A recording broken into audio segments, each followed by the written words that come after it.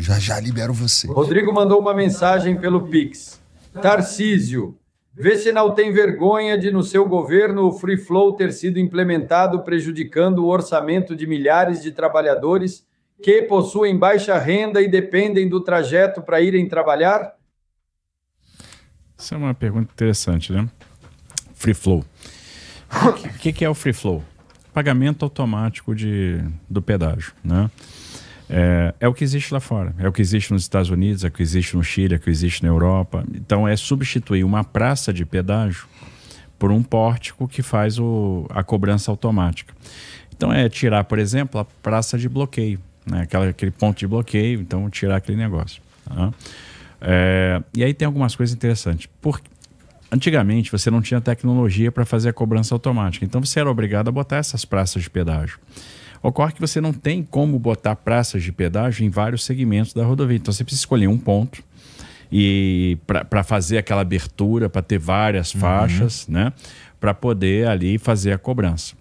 O que as pessoas às vezes não sabem é que nas concessões o custo do quilômetro, o que você paga pelo quilômetro de via duplicado, de via simples é o mesmo, ele é uniforme, é o que a gente chama de TCP. Quando você tem uma praça só de pedágio, o que acontece? Independente da pessoa usar a rodovia, às vezes quem usa pouco e praça pela praça de pedágio vai pagar uma tarifa muito alta. Eu vou dar um exemplo. Vamos supor que a gente tem um trecho de 100 km e que lá no meio eu tenho uma praça de pedágio e que o custo por quilômetro seja de 15 centavos. Então, em tese, quem percorre 100 km vai pagar R$15 de tarifa de pedágio. Então, vamos supor que quem entrou na rodovia, percorreu 20 km e saiu da rodovia, isso é muito comum. Esse cara não vai pagar nada. Quem andou lá no final da rodovia, entrou na rodovia, andou 20 km e saiu da rodovia. Também não vai pagar nada. E quem andou 20 km e pegou no meio a praça de pedágio, vai pagar os R$15. Agora, você tira a praça de pedágio, eu ponho um pórtico aqui, um pórtico aqui, um pórtico aqui. Quem pegou e andou aqueles 20 km e passou no meio de um pórtico, ele vai pagar R$3 por aquele percurso que ele fez. Quem andou aqui aqueles 20 km no meio também vai pagar R$3. E quem andou naqueles 20 km finais vai pagar R$3. Então, você está pagando pelo que você usou. E aí quando todo mundo paga e você aumenta a baixa de pagantes, você paga menos. Essa é a lógica do Free Flow. Você faz com que o custo por quilo, o que a pessoa vai pagar é pelo que ela efetivamente usou. As pessoas às vezes falam, poxa, mas vai ter mais pórtico. Ter mais pórtico não significa que a sua viagem ficou mais cara. E aí, expliquei muito isso lá, por exemplo, na região de Sorocaba. O cara tá andando na Raposo Tavares, antes da implantação do Free Flow, ele passava numa praça de pedágio, em Araçoiaba da Serra, pagava R$5,30. E ele ia, por exemplo, para Mairink. Aí ele depois ia passar por uma praça que ficava em Alumínio e ia pagar R$12,60. Quando ele estava voltando, ele pegar aqui o trecho de volta, ele ia passar de novo pela praça de Araçoiaba e ia pagar de novo R$5,30. Então, no final das contas, ele pagou duas vezes R$5,30, pagou então ali R$10,60, passou por uma parte de R$12,60, ele está pagando R$23,20. Aí você fez a concessão, a nova concessão, tirou as praças de pedágio e botou o pórtico. Aquela praça de pedágio que era R$5,30 não existe mais, passou a ser um pórtico que cobra R$4,20. E aquela praça de pedágio de alumínio também não vai existir mais, que separava a cidade no meio, e você passa a ter um pórtico que não cobra mais R$12,60, vai cobrar R$3,70 e pouco. Então o cara passou pelos R$4,20, depois passou por essa praça de R$3,70 e pouco, voltou de novo pela praça de R$3,70 e pouco e chegou de novo, pagou os R$4,20. Ele pagava R$23,20 para fazer o percurso todo, ele vai passar a pagar R$15 e pouco. Ele vai pagar mais barato.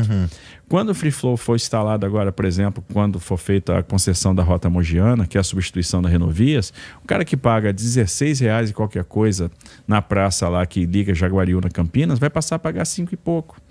Então, na verdade, ter a praça não significa que você vai pagar mais. Às vezes você vai pagar menos. A distância, o que você vai gastar, às vezes, na viagem percorrida é menor. Você vai pagar mais barato e vai pagar com a facilidade de não ter mais aquele negócio de parar numa praça de pedágio. Você vai pagar automático, vai pagar pelo Pix, vai ter 30 dias para pagar. Se for usuário frequente, vai ter o desconto para usuário frequente. Quer ver, a tecnologia te favorece algumas coisas. Por exemplo, quem mora a gente fez a concessão da rodovia do Litoral. Aí a pessoa mora em Mogi das Cruzes e trabalha no Distrito Taboão. O cara, quando passa no porte do Distrito Taboão, ele registra a cobrança. Quando ele volta do Distrito Taboão para Mogi, o que o sistema interpreta? Esse cara foi e voltou é porque ele trabalha lá. Você anula a cobrança. Então, o cara que vai para o Distrito Taboão e volta todo dia, não vai pagar pedágio. Por exemplo, quem vai de Mogi para São Paulo e sai e pega a estrada do Evangelho Pleno, que vai ser duplicada, o cara pega um pórtico na saída para registrar que ele está saindo daquele trecho e ele vai proporcionalmente rodar menos. Então, ele passou por um pórtico que não tem cobrança. Mas quando ele passar pelo segundo, que cobraria R$1,80 e pouco, aquela cobrança dele vai cair para 55 centavos, para ele sair de Mogi para São Paulo. E lá, aquele trecho todo vai receber terceira pista. Pedágio é um saco. É um saco. As pessoas não... É chato ter que cobrar pedágio. Agora, foi por causa das concessões que a infraestrutura de São Paulo é a melhor do Brasil. Das 10 melhores rodovias do Brasil, 9 estão em São Paulo. É por isso que a gente tem uma Bandeirantes, uma Castelo, né, uma Marechal Rondon, uma Washington Luiz, uma Raposo Tavares, do jeito que a gente tem. Você sai de Presidente Prudente, vai para Álvares Machado em direção ao Presidente Epitácio, você vai andar numa rodovia duplicada, com boa sinalização, com boa manutenção. Compara com outras malhas do Brasil para ver como é que tá. E aí você vai ver que as pessoas, de repente, poxa, eu prefiro realmente pagar, que é um saco, mas andar na rodovia que eu ando hoje. E aí, para você falar com um pai que perdeu um filho num acidente de trânsito porque a rodovia era mal manutenida, não tinha condição de segurança, pode ter certeza, ele pagaria o valor que fosse de pedágio para ter o filho vivo hoje, para não ter tido o acidente, para não ter perdido um ente querido. Infelizmente, a infraestrutura tem um custo. O pessoal fala, mas eu pago o IPVA, né? Então, poxa, o IPVA deveria responder por isso. Bom, primeiro não tem essa vinculação. O Estado de São Paulo arrecada mais ou menos 13 bi de IPVA por ano, metade disso vai para os municípios. 50% é para os municípios onde os carros foram emplacados. Significa que você fica com 6 por ano. Você está investindo por ano na malha de São Paulo mais de 30. E aí, o que a gente consegue investir na infraestrutura rodoviária é muito maior do que você, por exemplo, arrecada com o IPVA. A infraestrutura, infelizmente, tem um preço, ela é cara, tem muitos investimentos que vão vir aí de mobilidade. Pensa assim, você está investindo só nesse trecho da Castelo Branco, que está vindo aqui para São Paulo, que hoje causa transtorno, mas essa obra uma hora vai acabar e ano que vem ela acaba. Nas vias marginais, nas pontes sobre o Tietê, para quem está saindo ali de Alphaville, para quem está saindo de Barueri, para quem está vindo de Jandira, de Itapevi, está vindo para São Paulo, só nesse segmento você está investindo R$1 bilhão para melhorar a mobilidade. Você vai investir R$8 bilhões na Raposo Tavares na chegar em São Paulo. Vai ter o Mergulhão da Raposo, tem a alça de acesso à cidade universitária, o novo acesso à Marginal Pinheiros. Você vai eliminar interseções em nível, vai eliminar a sinalização, vai dar mais fluidez no trânsito. É suficiente? Não é suficiente. Por isso que a gente está projetando, por exemplo, a linha 22 do metrô, para atender Osasco, para atender Cotia.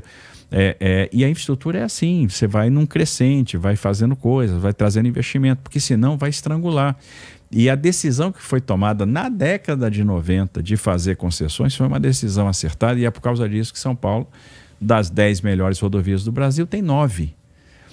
Então a gente tem de longe a melhor infraestrutura do Brasil. Vê se a turma aí que está em outros estados trocaria a infraestrutura dos outros estados pela infraestrutura de São Paulo. Assim, agora, infelizmente tem um preço. Foi este modelo que São Paulo adotou e está sendo um modelo vitorioso. Eu acho que isso é inquestionável. Por isso que a gente tem excelentes rodovias e vai continuar tendo excelentes rodovias. Entendido. Tem que arrumar um jeito de chegar mais fácil ao Ubatuba, mas beleza. Dale aí, Vitão. Não, a gente está prevendo agora a duplicação integral de Caraguatatuba para Ubatuba, né? Nossa, isso vai dar trabalho. São 3 bi de investimento.